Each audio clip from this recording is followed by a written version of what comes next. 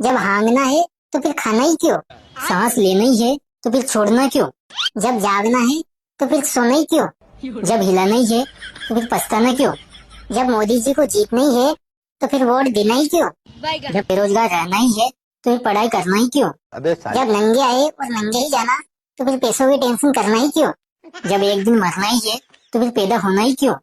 जब कॉन्डम है तो फिर बच्चे पैदा करना ही क्यों? जब नंगा ही मरना है तो फिर कपड़ा पहनना ही क्यों? जब पैसा कागज का है तो फिर गरीब क्यों?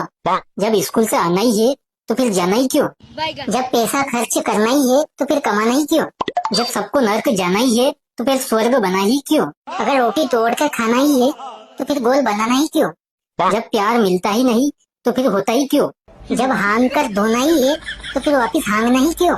जब वीडियो लाइक करनी ही नहीं तो फिर देखना ही क्यों? बात कुछ समझ न आए।